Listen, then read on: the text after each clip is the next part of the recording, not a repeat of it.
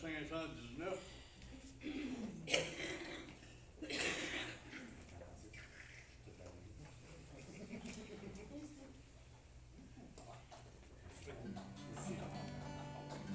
Sur le 1.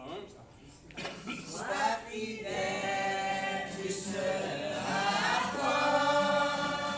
Sois fidèle jusqu'à la mort. Car il est liberté que dans le Christ ressuscité.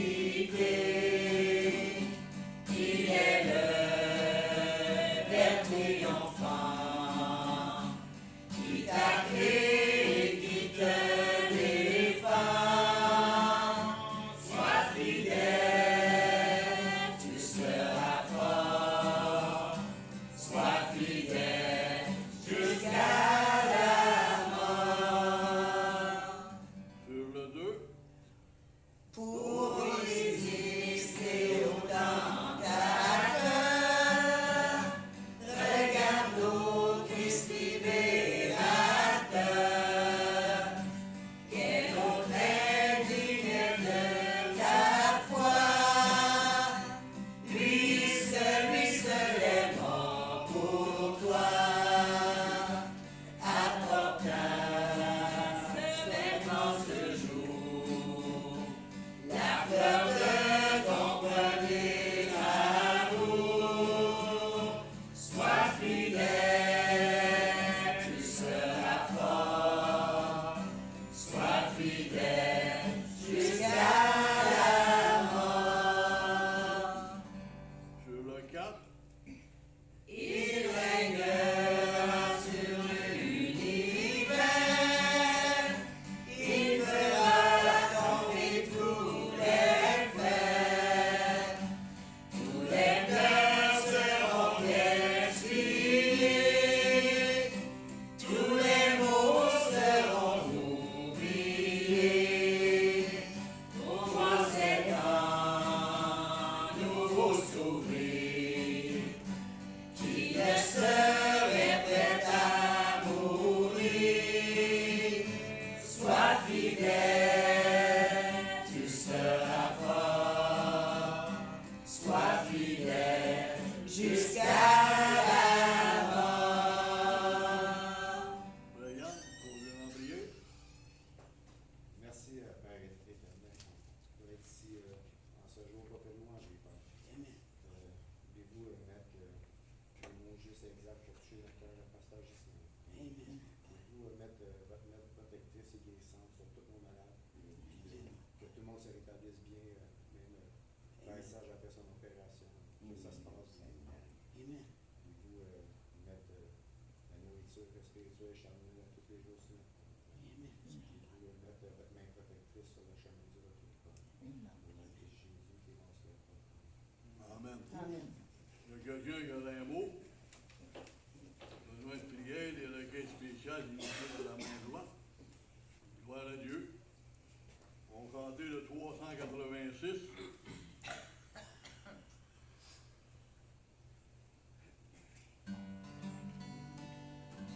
Sur le 1. Souvent je murmure quand l'amour est obscur. Oh ma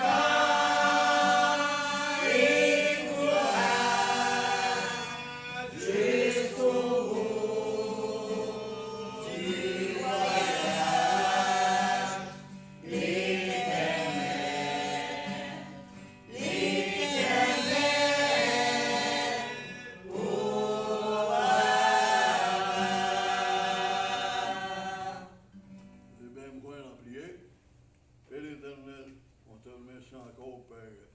On peut se réunir, te louer et te glorifier, Père. Je vous remercie, Père, pour la journée qu'on a eue hier, que ça s'est déroulé très bien, que tout s'est bien déroulé, Père. Je vous demande, Père, amenez vos brebis égarées de votre bergerie, Père. Je vous demande, Père, pour le pasteur Ghislain, Père, de lui donner les mots, les exemples, les versets, et tout ce qu'elle a besoin de nous édifier, Père. Nous ouvrir les portes qu'on puisse témoigner ta parole. Les gens peuvent venir accepter ton Fils comme leur sauveur, Père. Je te demande aussi, Père, de protéger tous les frères et sœurs sur le chemin du retour, Père. Je vous demande, Père, de faire venir ton avènement le plus vite possible, Père. Je vous demande, Père, de mettre votre main guérissante et puissante sur tous ceux qui sont malades, Père. Je vous demande, Père, pardon les nombreuses fautes, nombreux manquements qu'on fait contre toi chaque jour, Père. Dans toutes ces choses, dans ton Fils Jésus, le plus grande gloire. Amen. Amen. Quelqu'un a des mots d'encouragement? On va chanter le 64.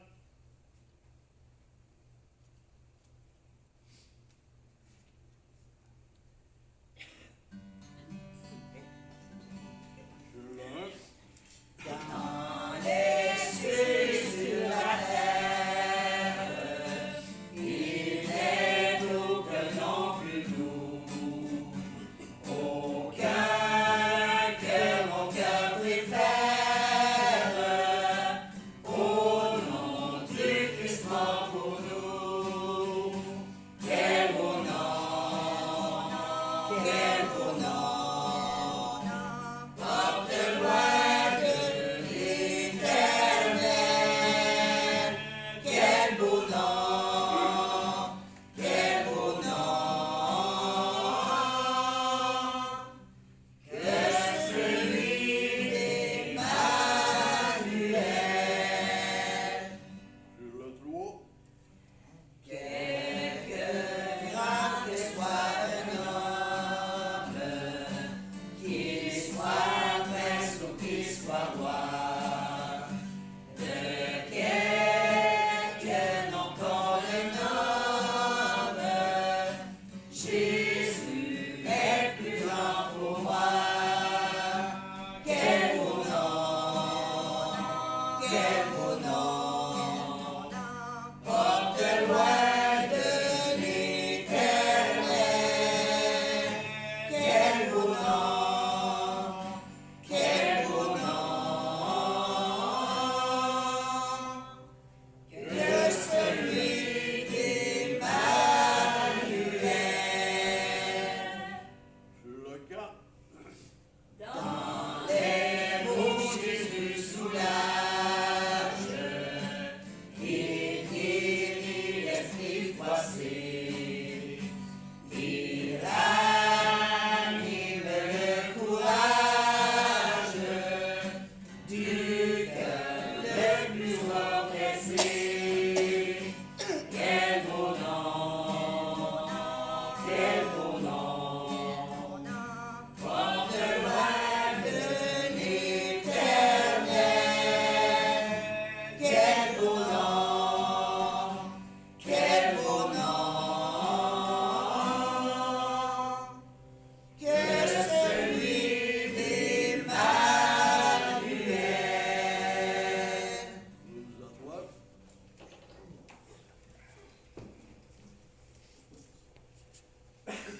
Bon matin, bienvenue dans la maison de l'Éternel. Amen. On va dire comme j'ai entendu, mon premier en tant que ministre ordonné. J'ai entendu une petite histoire, puis ça m'a touché un peu, ça m'a... ben en fait, ça m'est arrivé, donc je le prends aussi personnellement. C'est un pasteur qui était dans une grosse église. Puis juste en face, il y avait un barbier. Puis ça fait 20 ans que le pasteur va chez le barbier pour se faire couper les cheveux, trimer la barbe, etc. Puis là, il a son rendez-vous chez le barbier, mais là, le barbier dit « J'ai un empêchement, je ne peux pas être là. » Mais il y a quelqu'un qui va être capable de te servir et de faire tes coupes, etc. Là, le pasteur dit « Ah, mais là, j'aime pas bien ça. La routine, je suis habitué, puis là,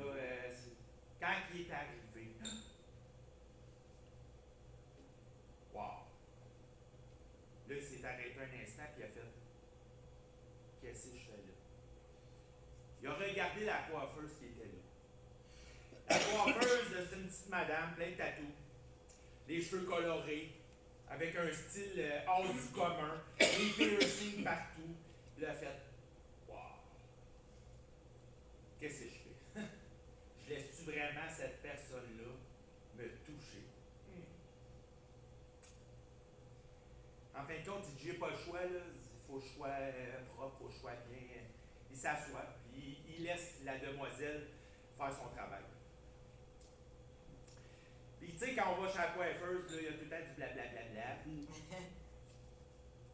Là, le pasteur demande à la jeune fille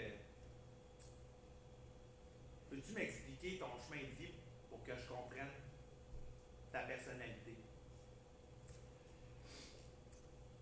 Elle dit ma grand-mère était très croyante. Ma grand-mère allait à l'église à tous les dimanches. Ma grand-mère était une fidèle. Puis quand Dieu a décidé de me l'enlever, j'étais perdu. Elle dit, je ne suis pas une mauvaise personne, mais quand quelqu'un est perdu, il perd le contrôle, il fait plein de choses, mais quand c'est fait, c'est fait. Puis elle a dit au pasteur, je le sais que j'ai besoin du Seigneur. Elle dit, priez pour moi. Puis elle dit, un de ces dimanches, vous allez me voir rentrer dans votre église. Le pasteur n'a jamais mentionné qu'il était pasteur de l'église en face. Mais la jeune femme l'a vu. La jeune femme l'a reconnu. Elle ne l'a pas jugé. La première fois que j'ai rencontré un client de mon boss, il ne me connaissait pas bien, il m'a vu 5 minutes. Puis quand je suis allé la deuxième fois, c'était pour faire un travail. Puis il posait des questions sur qui j'étais, qu'est-ce que je faisais, etc. Là. Donc j'ai mentionné que j'étais marié, bientôt 25 ans, c'est un peu avant le 25e. Je pense que j'en avais parlé. Puis il m'avait dit, là j'avais mentionné aussi que j'étais mis à part pour être pasteur. Puis il était tout impressionné. Puis il dit, wow, ce que ma mère avait dit était vrai. Il ne faut pas juger un livre à son couvert. Souvent, les gens me regardent, j'ai de l'air rough, j'ai le crâne rasé, j'ai quelques tatous, je parle fort, je prends de la place. Les gens jugent souvent mon apparence, ma personnalité. Mais en fait, ma personnalité cache qui je suis vraiment. Quand les gens me connaissent bien, ils savent que mon apparence, c'est pas du tout, puis elle ne représente pas qui je suis. Amen.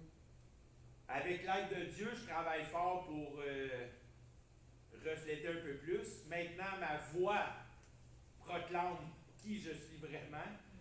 Les gens sur le chantier, tous les gens qui m'entourent, ils savent que je suis croyant, ils savent que je deviens pasteur. Mais même dans la parole de Dieu, il y a des gens qui ont été jugés à l'apparence. Je me réfère un peu souvent parce que j'aime beaucoup le roi David. Quand le prophète Samuel est allé voir les fils, puis là, ils ont non, pas lui, pas lui. Hein? Il en manque un. Quand il l'a vu, tu penses-tu vraiment là, qu'il a fait wow, hein? Lui va être le roi. Ouais, il savait bien trop que Dieu voulait David. Mais tout le monde le regardait, puis hey, le petit bonhomme, toi. Hey, il est tout jeune, hein, adolescent, tu sais. Il se présente devant l'armée d'Israël, puis il dit, moi, je vais aller le faire tomber le géant. Les gens riaient de lui.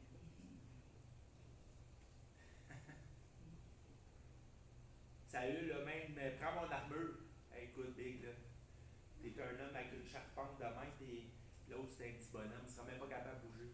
David est allé avec rien d'autre que sa fronte et son cœur immense. Le roi David, tout au long de sa vie, a démontré quel homme il était devant Dieu. Peu importe qui je suis rien, je suis personne. Mais devant le Seigneur, je deviens quelqu'un. À cause du Seigneur Jésus, je deviens quelqu'un. Si tu regardes à ma personne, si j'ai rien dans la vie, je travaille fort, mais j'ai pas de maison, j'ai pas grand-chose qui m'appartient, mais devant Dieu, par exemple, tout ce qui est ici, ça importe peu, parce que t'as-tu déjà vu un... J'ai trouvé ça bien drôle. T'as-tu déjà vu un corbillard avec un trailer U-Haul, toi? Non. Parce que quand tu pars comme tu es venu, avec rien en poche. Amen. J'aime mieux ramasser des trésors pour après, où ce que la rouille, la teigne ne va pas détruire. J'aime mieux ramasser des choses pour montrer au Seigneur à quel point je suis reconnaissant de ce qu'il m'a offert, que d'avoir tous les biens matériels sur cette terre-là, parce que de toute façon, ça va finir par être à quelqu'un d'autre. Amen. Quand on part avec rien.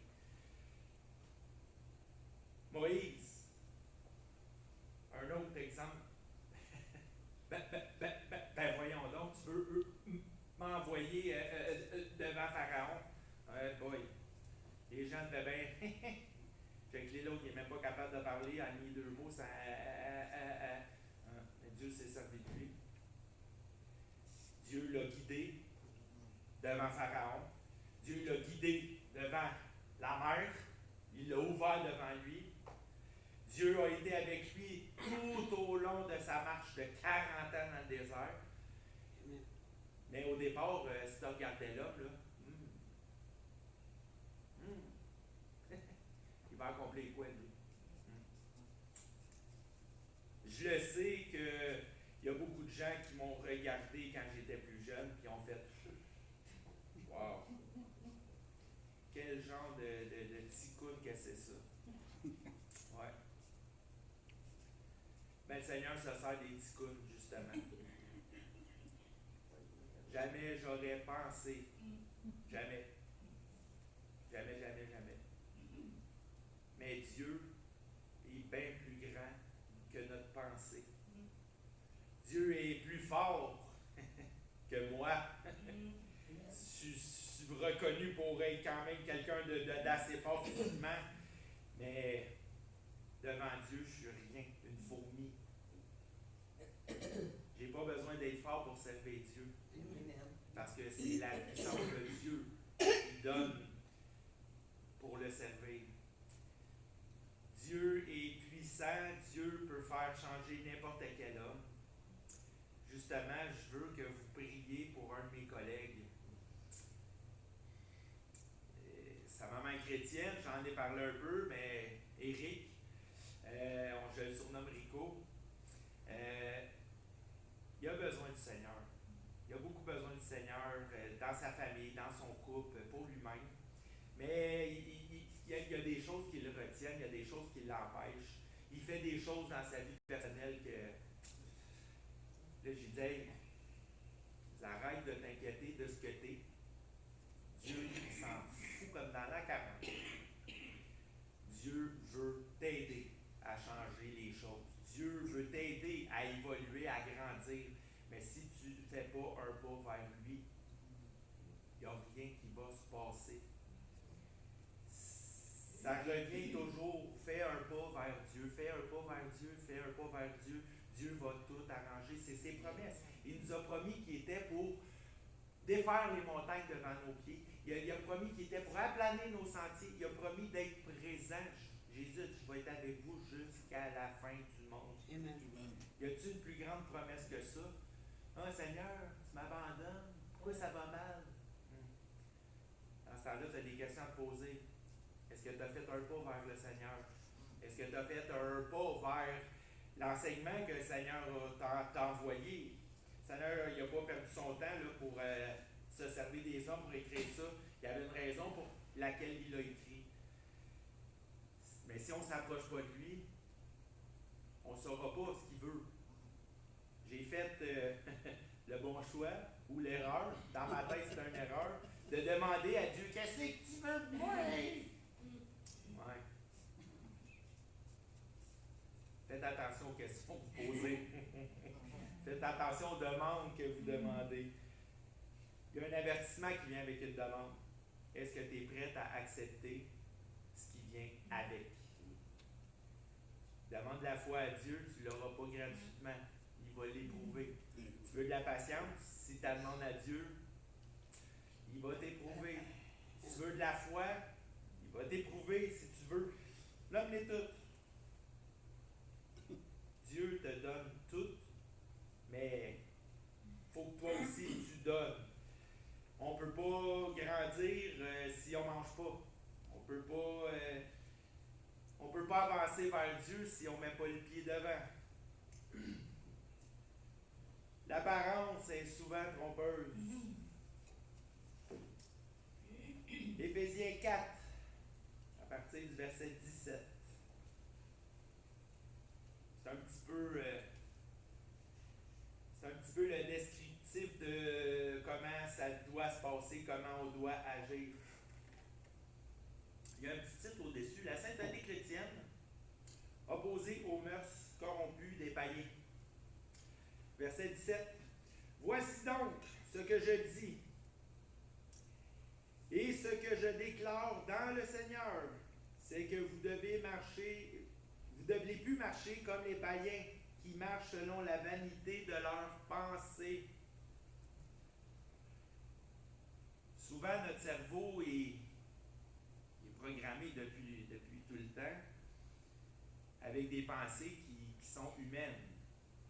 Quand tu deviens un enfant de Dieu, tu dois combattre ces pensées-là pour adopter des pensées et des actions selon la parole de Dieu. Verset 18. Ils ont l'intelligence obscurcie et sont étrangers à la vie de Dieu à cause de l'ignorance qui est en eux, à cause de l'endurcissement de leur cœur. L'intelligence obscurcie. Nous, on est supposé d'avoir un renouvellement de l'intelligence. Mais pour avoir ça, il faut aller s'instruire. Si tu veux apprendre les mathématiques, il faut que tu ailles à l'école. Si tu veux apprendre le français, il faut que tu apprennes à écrire en premier.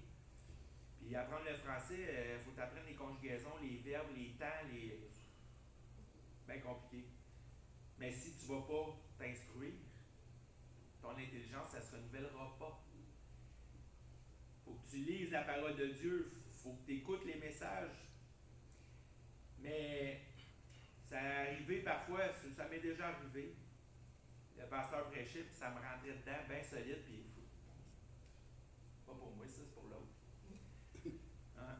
Le jugement, tu regardes les autres, puis tu juges comment ils vivent, comment ils agissent, mais toi, de quelle façon tu agisses? Est-ce que tu laisses l'intelligence du Seigneur agir? Est-ce que tu laisses tes pensées obscurcies te guider? Probablement que des fois, ça arrive. Une chance que le Seigneur il est tout amour et qu'il nous pardonne. Ayant perdu, au verset 19, ayant perdu tout sentiment, ils se sont livrés à la dissolution pour commettre toute espèce d'impureté jointe à la cupidité. Mais oui, aujourd'hui, la cupidité, tout est une question d'argent. Souvent, tu donnes un coup de main à quelqu'un puis il veut te payer. Tu dis, fais-le. Je veux t'aider. Ouais, mais tu sais, dans la vie, il n'y a rien pour rien. Ouais. Mais tout l'argent du monde ne peut être comparé aux récompenses que Dieu va nous offrir. Il aurait beau avoir des millions, des milliards, m'appeler Elon Musk, mais tu vas tout perdre, mon ami. Tu vas te ramasser tout nu, avec rien. Mais quand tu travailles pour Dieu, il est écrit qu'il y a un grand trésor qui va t'attendre l'autre bord. Mais vous, ce n'est pas ainsi que vous avez appris le Seigneur Jésus. Si du moins vous l'avez entendu, si conformément à la vérité qui est en Jésus, c'est en lui que vous avez été instruits à vous dépouiller. On ne parle pas de matériel, Pas obligé d'être dans la simplicité volontaire puis de débarrasser tout ce que tu as chez vous, là. Non. Mais la simplicité du cœur. C'est ça que le Seigneur recherche. Dépouiller de tout fardeau, de toute haine, de égard à votre vie passée, du vieil homme qui se corrompt par les convoitises trompeuses. Ouais. L'humain est beaucoup dans la convoitise.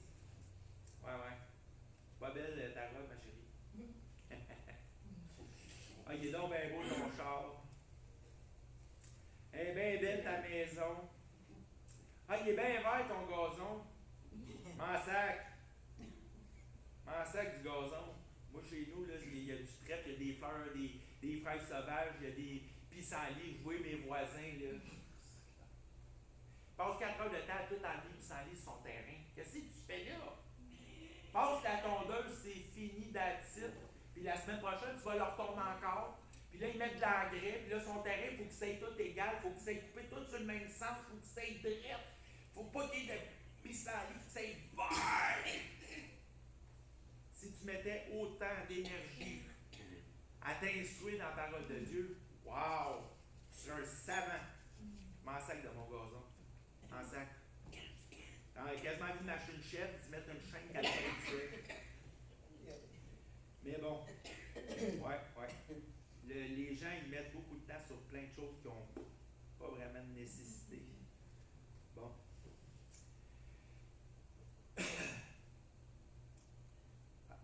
À être, au verset 23, à être renouvelé dans l'esprit de votre intelligence. Bon.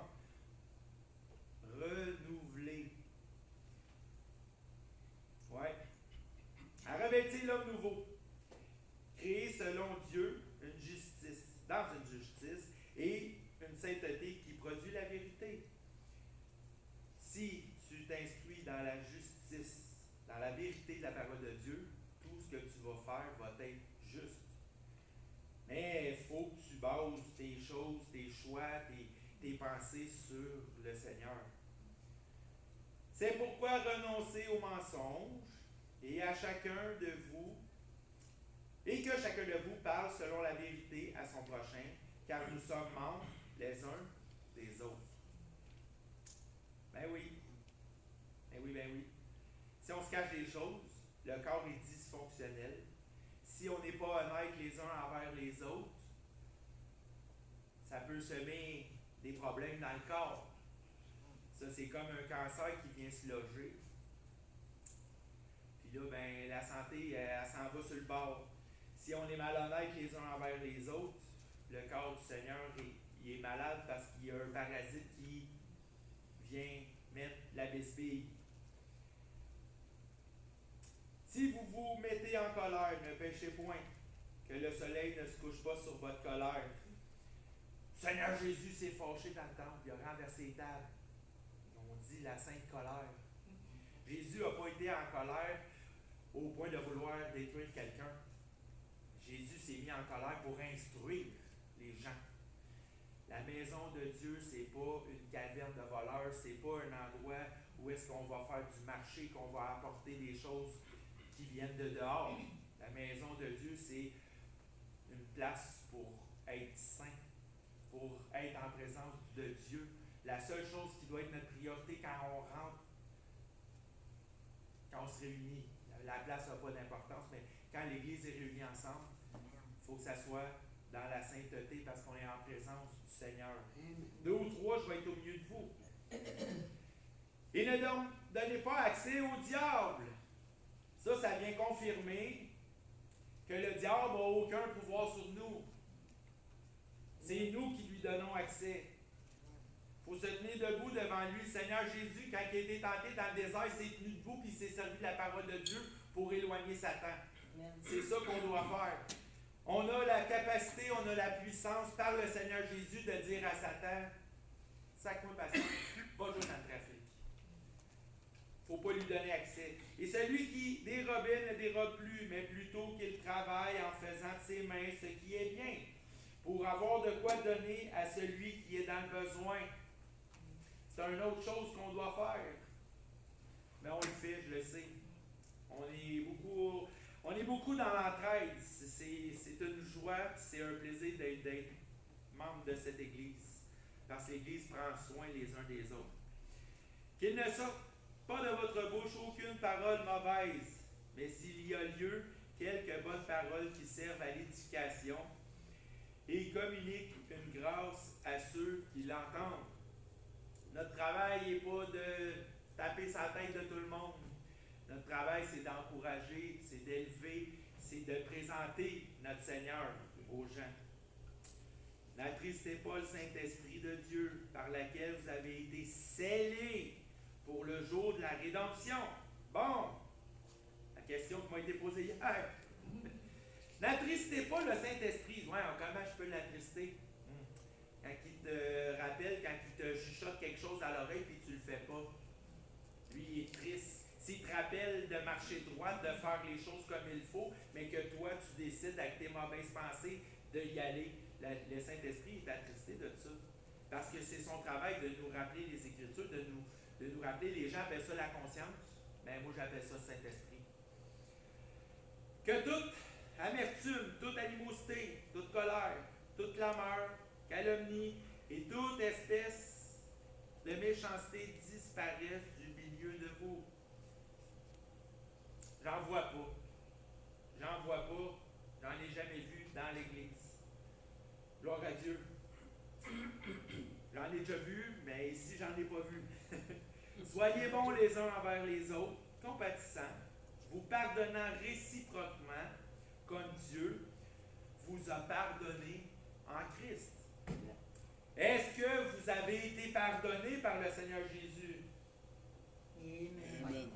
Amen. Moi aussi, et même encore. C'est une grâce que le Seigneur Jésus nous a faite d'aller à la croix, de souffrir autant. Qu'est-ce qu'on fait pour le remercier? Comment on agit pour lui rendre gloire? Des fois, on est dans notre routine, on fait nos petites affaires, puis on fait une petite affaire là, une petite affaire là, une petite affaire là, puis on se rend même pas compte que, non, j'aurais dû agir de telle façon, j'aurais dû agir de telle façon. Puis maintenant, je l'observe beaucoup, parce que là, les gens m'observent, au travail, partout. Je suis quelqu'un qui... Il y en a qui pourraient dire que je suis un peu mal engueulé, mais ceux qui sont proches de moi, ils savent que j'aime faire des blagues. J'ai un collègue, il est cambodgien, lui on l'appelle le chinois. Mais il sait que c'est pas méchant. Puis des fois, je l'appelle Tiwong. Puis des fois, je l'appelle Jackie Chan. Mais il vole. Il le sait que je l'aime beaucoup. Puis on a une belle complicité. Il sait que je suis pas méchant. Puis Rico, lui, c'est un Dominicain. Lui, je l'appelle le Dominicain souvent, mais là, il m'a parlé, puis il m'a dit, tu sais, il dit les gens, là, il catalogue beaucoup selon tes origines, selon d'où tu viens. Il dit, moi, je viens de la planète Terre. Je suis un humain, je suis un terrien, comme tous les autres. C'est choquant de voir à quel point les races se chicanent et se font écœurer parce qu'ils viennent, ils ont des origines. Hey, on vient tous de la planète Terre, on est tous des êtres humains. Là, ça m'a comme, ouais.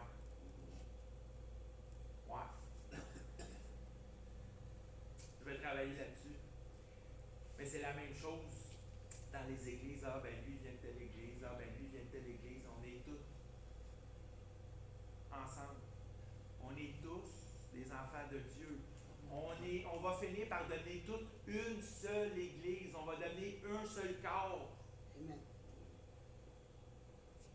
Je m'en fous que tu viennes de l'église de la grâce, que tu viennes de l'église de charité, que tu viennes de l'espérance, que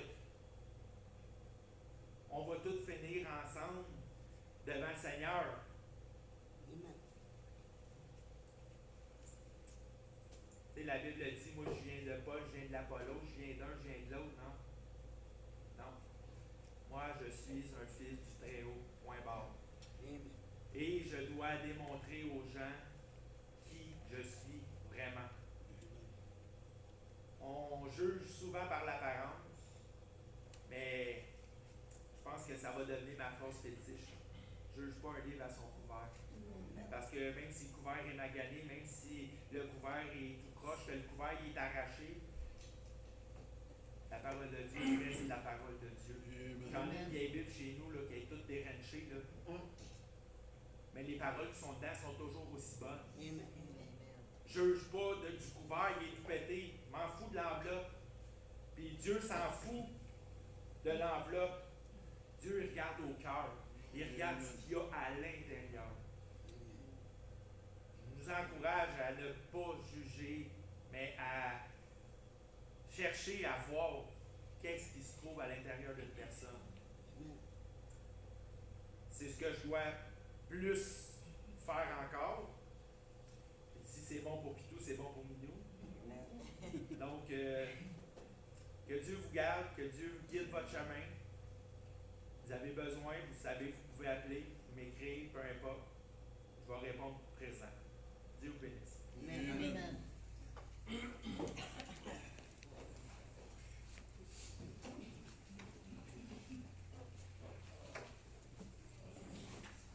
On va chanter le 61.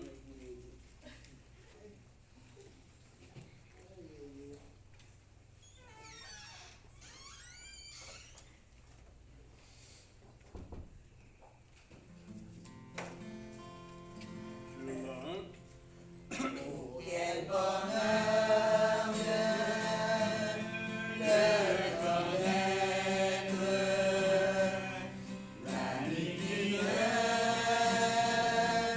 saurait changer, de l'avoir ici par pour être, pour défenseur et pour berger. Chantons, chantons de cœur joyeux le grand amour du Rédempteur qui fait à nous du haut des cieux et nous sauva du destructeur,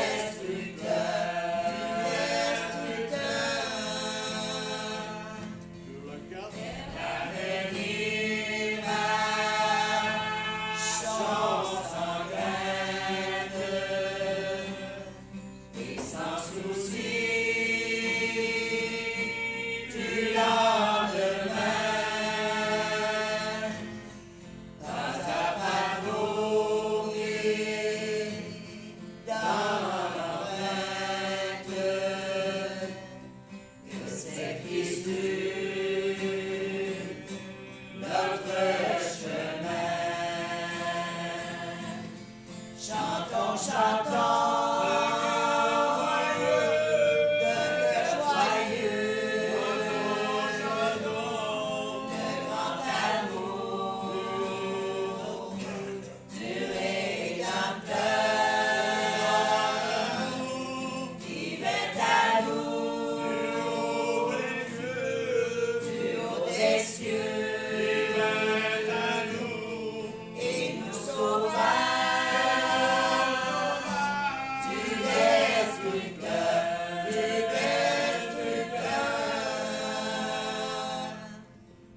Quelqu'un y a un mot? Frère Serge? Je voulais parler en continuité avec le message de Justin. J'ai écouté ça parce que je connais un peu les joueurs brésiliens au soccer, puis il y en a un qui s'appelle Ronaldinho. Il n'est pas vraiment beau.